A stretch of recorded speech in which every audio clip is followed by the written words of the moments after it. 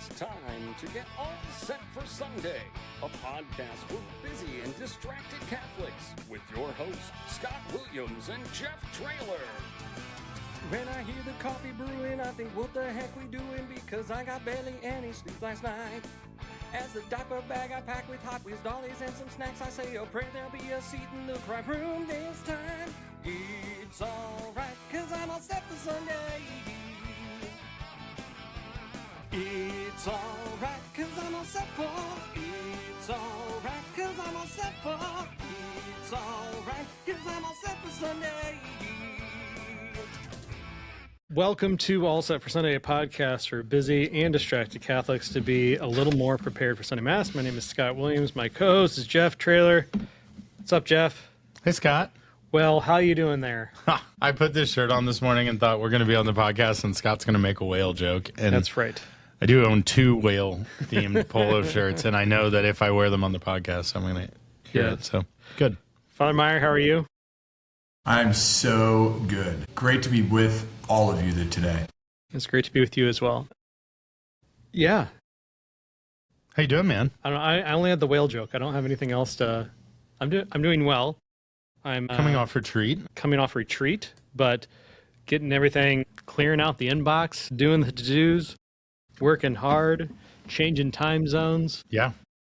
I know you love time zones. Time zones are stupid. Do you think, like, in God's great wisdom and creating the earth, time zone was part of the equation? I do think that time zones are very interesting. I get it. It's just like daylight savings time. Like, sometimes it's very confusing to me. But yeah. Scott's theory is that there should be no time zones. It should just be whatever time it is for you at the time you're doing your thing. Yeah. That's going to go really well with meetings and when to start Mass. Yeah. Everybody will know exactly what time it is. Yeah. You don't have to worry about daylight savings. You know, like. It'll be the same time for everyone in the world. Yeah. It is interesting when, like, I love living in the country here. Like, so in the 1800s, without technology and all these things, like, did the priest be like, yeah, I'm going to have Mass now. I'm just going to start ringing the bells? And people just stopped doing it and they came? Or did they all know that it was really 9 o'clock? Like, did they all wind their watches up properly? Like, how did they know that it was, like, they're reading their sundials at the proper time? And yeah. Interesting. Yeah, I don't know. Never thought about that. Probably. How did that? I feel like you're the priest I would ask that question to, so I don't know. What was the Mass schedule in 1875?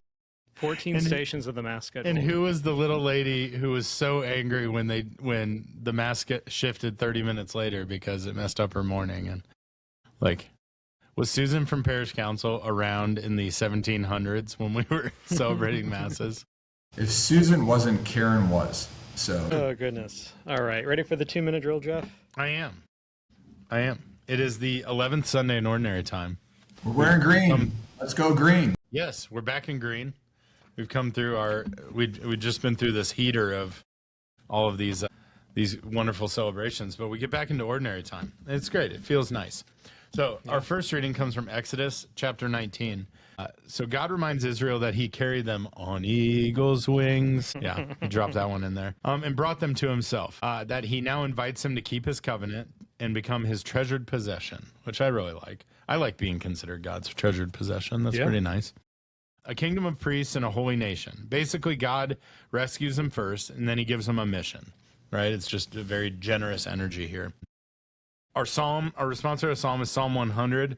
We are his people, the sheep of his flock. Yep. It's there. Our second reading then comes from Romans chapter 5. So St. Paul says that Christ died for us while we were still sinners, not after we got our act together, right? He didn't wait for us he died for us knowing that we were sinners, knowing we were faulted. And that through Jesus' death, we're reconciled to God and saved by his life. So God's love doesn't wait for us to be impressive. He just is there for us, which is also kind of a relief to know that he doesn't need, I'd like to be impressive for him, but sometimes I'm not, but he still loves me. Thanks, God. And then our gospel comes from Matthew chapter 9. At the sight of the crowds, Jesus' heart was moved with pity for them because they were troubled and abandoned, like sheep without a shepherd. Then he said to his disciples, the harvest is abundant, but the laborers are few. So ask the master of the harvest to send out laborers for his harvest. Then he summoned his 12 disciples and gave them authority over unclean spirits to drive them out and to cure every disease and every illness. The names of his 12 apostles are these: first, Simon, called Peter, and his brother Andrew; James, the son of Zebedee, and his brother John; Philip and Bartholomew; Thomas and Matthew, the tax collector; James, the son of Alphaeus, and Thaddeus; Simon from Cana, and Judas Iscariot, who betrayed him. Jesus sent out these 12 after instructing them thus: Do not go into pagan territory or enter a Samaritan town. Go rather to the lost sheep of the house of Israel. As you go, make this proclamation: The kingdom of heaven is at hand. Cure the sick, raise the dead, cleanse lepers, drive out demons. Without cost you have received, without cost you are to give. All right, let's go, let's go. Great gospel. Yeah, that was nice. Father Meyer, did Jeff get anything wrong? You did a great job. Thank you, Jeff. Thank you, Father. You're welcome. The computer says we're live. Do you think we're live streaming? Heck, That'd I be don't fun. know, man. We might be live, Father. So if Better you than- need something edited out, don't say it. Better than dead streaming. That's right. Am I right? What do you preach on this weekend, Father? Thank you so much for asking, You're Scott welcome.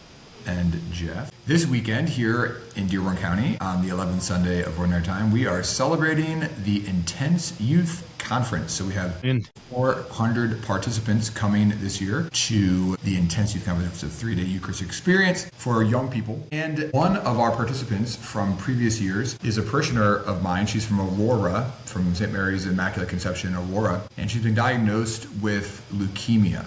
And there's two types of leukemia. There's ALL and then AML. And ALL, you're in the hospital for about 4 to 6 weeks. And with ARL, you are in the hospital for about 6 months. And she was diagnosed with the second type. So Rose is not going to be with us at Intense. And when I went to visit her for the first time in the hospital, it was like one of the biggest. She's missing college. Her whole life, she just graduated. Her whole life is being.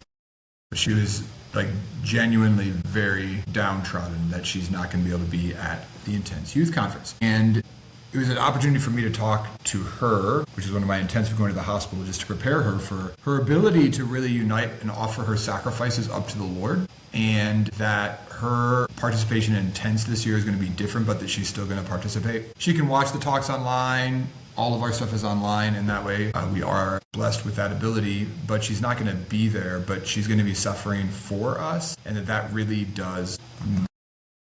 I'm mentioning all of this because it ties into our first reading today, which we heard, and in the letter of the Exodus that we heard Jeff proclaim, he said, "You shall become a kingdom of priests, a holy nation." You shall become a kingdom of priests, a holy nation. Our gospel passage today, we hear about those first priests, Peter, Paul, Andrew, James, John, Thomas, James, Philip, Bartholomew, Matthew, Simon, and Jude. That's Eucharistic prayer number 1, by the way, not number 4.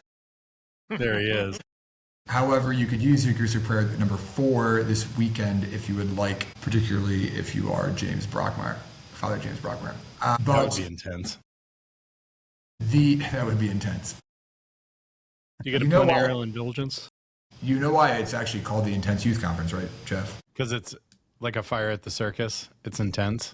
Because they actually sleep intense. That's why they are intense, and we do the majority of the conference is actually outside, kind of like World Youth Day a little bit. But anyways, I want, as Rose is setting an example for all of these young people, and Rose has these cards that we made for her, and so we've as a lot of parishes do and schools do when someone is diagnosed with a disease or something of these sorts, people rally so what we've done is we've called it Roses for Rose, and all of our offerings for her we have a group of kids that are writing a letter every day for 6 months, a group of kids that are sending her a scripture quote every day, a saint quote every day. We have a mom's group that's praying for the mom who's staying with Rose. And those are all things that we're doing. So those are like roses we're offering for Rose. But it came to our attention as well that Rose actually needs to give us roses. So we made these cards, and every day Rose is waking up and she's choosing a person every day to offer her sufferings for.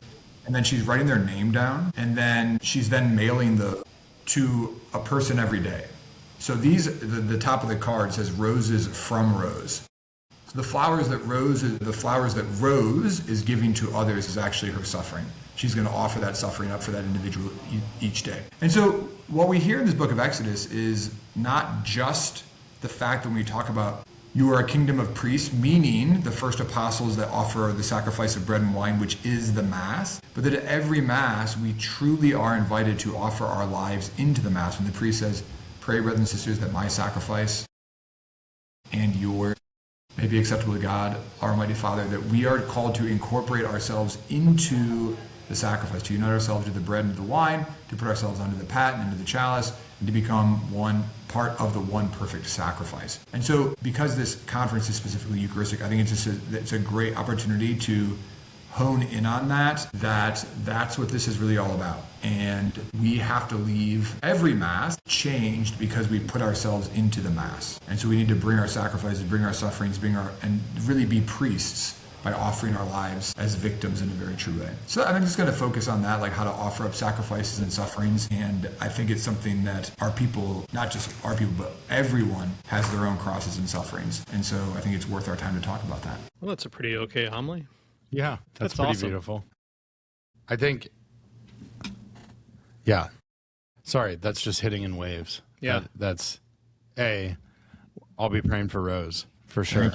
Like she's a sweetheart, and she loves the Lord. Like she's one of these girls who just genuinely loves the Lord, loves youth ministry, and praise God for youth ministry that has given her such a beautiful home. It's really a gift. That's why youth ministry is so important in so many ways. But yeah, you hear something like that and you think like, wow, that's a beautiful way to like offer up your suffering.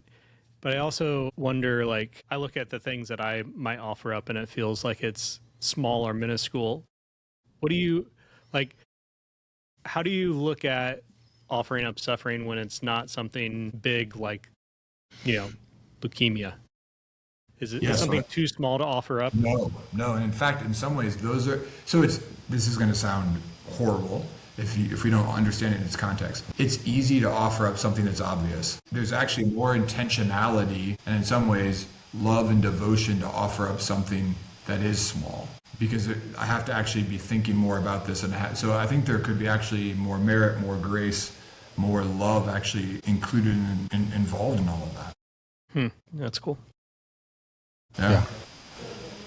So what I would assume that like, so how do you communicate, like this is a great message. How do you communicate this message at this youth conference to these young people? How do I help my teenage daughters understand that,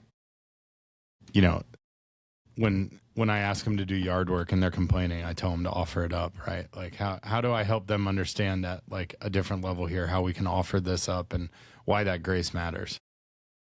That's a great application question, because I think like the question then is for every single one of us, like Rose, who is going to have a little rose-colored pink card every day to write that down. I think to live with intentionality, so that when every day, every one of us when we get up can say, okay, who am I offering my life for today? Who am I offering my sacrifices for? There's these old traditional prayers, like a daily offering. I offer all my sacrifices and sufferings today in union with the intentions of the Immaculate Heart of Mary to the sacrifice of the Mass. So there can be this, one could actually say a prayer of self-offering every day to unite themselves in and with and to the cross. But I think it's beginning to say, no, because of my baptism, I am a priest. I'm called to offer a sacrifice. I'm called to offer my life. And I need to, number one, be invited to do that at some point, and then to realize that I can do that most beautifully actually at the Mass. So that's that great gift and invitation that I'll be giving as well about daily Mass. Clearly part of this conference is supposed to expose young people all the more to adoration and also just the gift of the Mass. And I think there's a terrible clericalism that exists in the church today, and it's the fact that if you ask Catholics, like, raise your hand if you think that priests should celebrate Mass every day and that nuns should go to Mass every day. Like, every Catholic will raise their hand, and if you found a nun or a priest or a sister who said, yeah, I don't go to Mass every day, I just go on Sundays, you'd be like, wow, you're a lazy nun. Like, what do you do with your life? Yet, if you ask a question like, I'm a lazy nun. Do you believe that all lay people should go to Mass every day? They're like, no. Well, if they got time.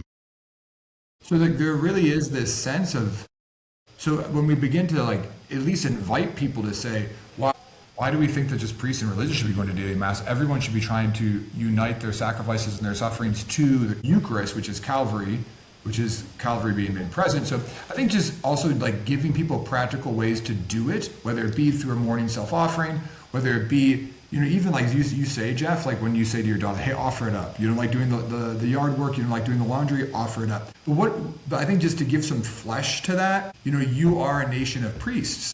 God has given you the ability, because of your baptism, to be united to Christ, who is the one perfect priest, and your sufferings. So as we know with all the data right now, the sense of loneliness and isolation and depression and anxiety that exists among young people, who I'm primarily preaching to, we have a lot to offer up just waking up every morning. But those sacrifices and those sufferings aren't empty.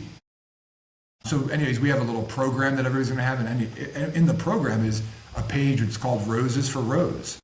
And I want you to write a letter to Rose and tell her, Rose, how you're suffering from anxiety, depression, loneliness, and isolation, and that you're going to offer that up for her. What a gift is that? We can actually offer our lives in union with Christ as a sacrifice. It's beautiful things. So I think those are just little ways, Thank you for asking that question, Jeff. Oh, thank you, Father. You're welcome. All right. Ready for some dumb questions? Yeah. All right. We got. Father, what Eucharistic prayer did you use today? Eucharistic prayer number 1. Okay. What did you use yesterday? Eucharistic prayer number 1. What did you use Sunday? Eucharistic prayer number 1. Wait, what did you just sent us an email the other day? When was it? That was 2 weeks ago, wasn't it? I did it solely because I was challenged and dared on the podcast. Yeah. No, you just sent another email the other day about that you used a special one, didn't you? He wrote an email with the subject line "boom," but then there wasn't any body to that email, so I'm not sure. There never is. He's a big. Took the sequence option. The sequence option. That's what it was. That's what it was. Yeah, because we talked about last week. We were talking about the sequence, and at one of my masses, I forgot to send the second email. At one of my masses, it was in English. The second mass, it was in Latin. I forgot the second email. Sorry. This is. I want everyone to know. Almost weekly, Scott and I get an email from Father Meyer that the entire text of the email is in the subject line, and then there's just a link attached to the email to his the link to the mass, for us to go watch the full thing. Every once in a while, we get really blessed, and you give a timestamp. But really, I don't know how to do a timestamp. If someone could teach me, I would love that. But I don't know how to do that. Sometimes you'll be like, "It's at 42 minutes." Oh, I see what you're saying. Yeah, do that. I try to prompt you. But anyways, I take all set for Sunday challenges very seriously.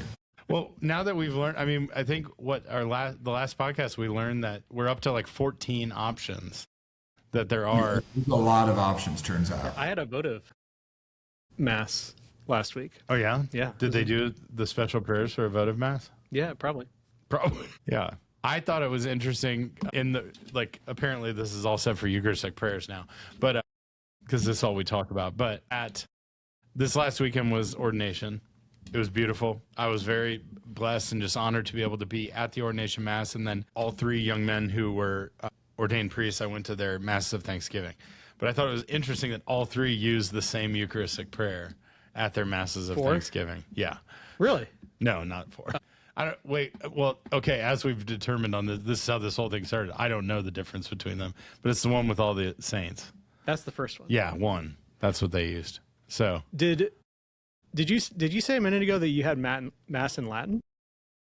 No, I said the sequence at one of the masses was chanted in English. At the other mass it was chanted. I was going to send you a second email with the Latin sequence, but I didn't. Got it. Yeah, I heard both versions this weekend. Again, a lot of masses this weekend. We saw a lot of variety too. But I went to mass last week and I saw something I hadn't seen before. And I'm curious if you know the moose. I don't think it was a bad one. Okay. No, it wasn't a moose at mass, but I did see a moose. So it was the purification of vessels, but they used wine and water, and not just water. What's that all about?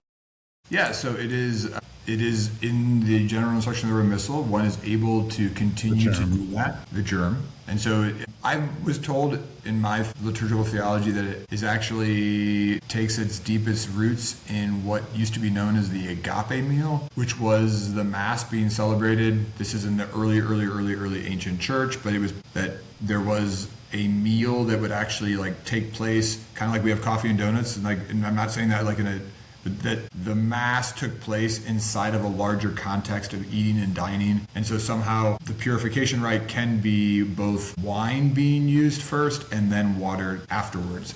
And so both of those can happen. And it is an option that is in the Novus Ordo. So in all normal masses, I don't want to say normal masses, that wasn't the right way to say it, but the masses that are celebrated for the most part, outside of St. Philomena down in Oak Forest or at Holy Rosary, it is an option at all those masses. Fascinating. Okay, so here's my next Eucharistic prayer question for you. When you're celebrating a Mass and you have concelebrants with you, right? How do you determine how to break up the Eucharistic prayer and who does what portions? Is that set in like a standard thing? Is it required if you have concelebrants that they have to do a portion of it? I believe I know the answer to this. I think it is. You just say popcorn, and then you point to where you left off. I mean, sometimes it looks like that. Sometimes there's just a pause and a look around. Yeah. And you're like, who's going to walk up? And then you just kind of point. But sometimes it's very awkward. So it is the priest, the principal concelebrant can celebrate and say the entire Eucharistic prayer by himself. Other priests can be invited to help out. Sometimes they don't because the priest just wants to say it all himself. Sometimes because of a microphone issue, if the priest will choose to say it so that because there aren't microphones for the other people, the other priests. A lot of times before the Mass, they will say, you'll take part 1, you'll take part 2, you'll take part 3, but take part 4. Sometimes the priest will designate people, like if it's a first Mass, particularly the newly ordained might choose priests that he wants to somehow honor. Yeah, that he wants to be there. That happened twice this weekend, and then I saw one who was like, clear out everyone. I'm going to rip through this thing myself. And it was awesome. It all depends. It all depends. And then there's the times when like there's no conversation in the sacristy whatsoever beforehand. Nobody knows what's going to happen. And then lo and behold, like clearly he's like looking around, and then guys don't know what to do. And so it's you just go with it. You just make it. You're all praying. That's great. Yeah. I thought you really knew the answer there for a second. I mean, basically. Yeah. But there's certain points that you have to stop. You can't just be like popcorn mid-sentence. Oh yeah. Like there's red rubrics that tell you when a concelebrant begins and ends. Okay. So it's usually just like you can max out at 2 additional people, right? 4. In Eucharistic prayer number 1, it can be 4 concelebrants that would take speaking other parts of the prayer. Wow. All right. Cool. Like it'd be funny if there was just a bunch up there and you're like, all right, everyone takes a saint, and it's Linus, Cletus, Clement, Sixtus, just everyone rotating around. All right. Father Meyer, do you guys have any summer festivals this summer? Well, thank you for asking. Actually, I don't have to ask. I know because I saw a gigantic billboard on I-74 when I was driving to Cincinnati last week that advertised all 4 parish festivals that are going on. I believe 4 of them, right? We have 3 of them. Thank you so much for asking. Sorry. And at each one of our summer festivals, we always have a summer exhibit. And this year, our summer exhibit is about St. Francis of Assisi. So you may have noted the billboard had St. Francis of Assisi on it. It did. Because it is the 800th anniversary of the passing of St. Francis of Assisi. So we have parish festivals on July 18th and 19th, the 25th and 26th of July, and then also August 8th and 9th. And so at all those festivals, we have fried chicken, we have all the great things that one needs to have a festival, and we also have a powerful religious exhibit. The title of the exhibit is 20 Things You Didn't Know About St. Francis of Assisi. All right. That's lovely. What if I show up and I'm like, I knew 15 of these. Do I get a refund? No, because the exhibit is free, so there is no refund. All right. I have one last thing that I literally learned this information walking up to the podcast. Oh. So the wonderful Emily, who works in our office, was telling me, I walked into her office and I was getting my printout off the printer, and she said, guess what? I just got a blessing from a new baby priest. And I was like, what? She said, yeah. And I said, who? And she told me the priest's name, and I said, who's that?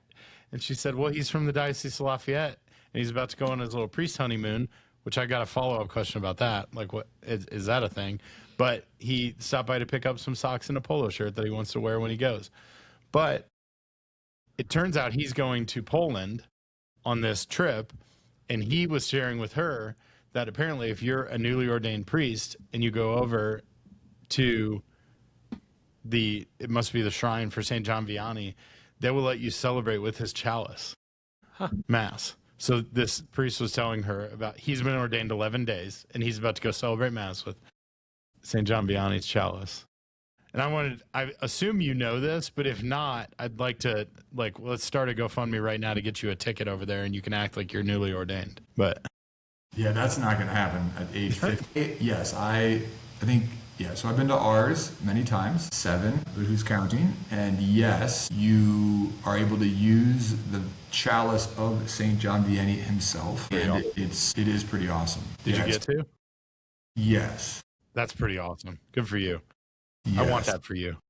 Yeah, it really is a beautiful gift. It really is.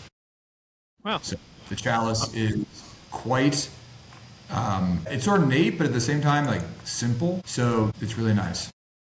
So. Okay, but secondary piece, is this a standard practice that you get ordained and then you take a little trip, you and the church on your honeymoon?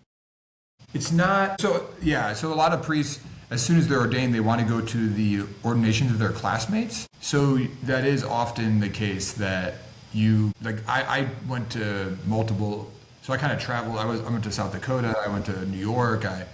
So it's not like a vacation normal, but normally you don't start your assignment for a little bit. Yeah. So you got a little breathing room. Okay. Good time for a little trip. Yeah. All right. You got anything for us, Father? I think that's it. Okay. I'm going to pause the live stream. Yeah. Happy summer festivals. God bless.